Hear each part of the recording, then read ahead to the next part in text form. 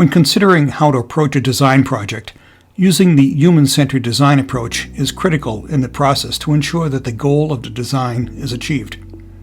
There are 5 phases in this approach: empathize, define, ideate, prototype, and test.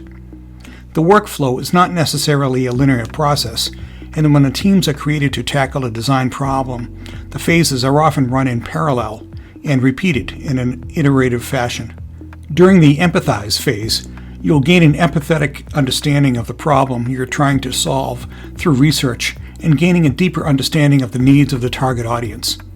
An example in the design phase for creating this presentation would be to identify who the target audience is and what is needed to present this messaging effectively. Do I need to include closed captions or offer an additional language version? The define stage is where you will accumulate resources and define the objectives for the messaging. For this presentation, I would define the goals and needs of the target audience in a problem statement. The ideate phase can be thought of as the brainstorming phase, where you consider all options for presenting the messaging. Thinking out of the box often generates the best design solutions. The prototype phase is the point where you create your design solution. During this phase for this presentation, I would be assembling the assets and experimenting with various ways to enhance the presentation that will promote retention of the messaging.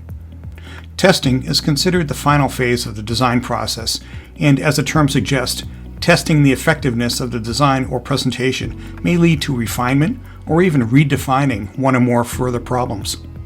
One of my favorite ads is the FedEx ad campaign, where there are 2 people positioned leaning out of a window handing off a package. The effectiveness of the messaging happens when the world map is shown on the side of the building, indicating the global reach of FedEx deliveries.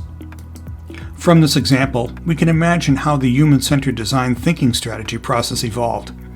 They were empathetic to the needs of the people across the globe who require package delivery. Thinking about how best to present the messaging in a clean design was the goal, and identifying the needs and solutions for the target audience.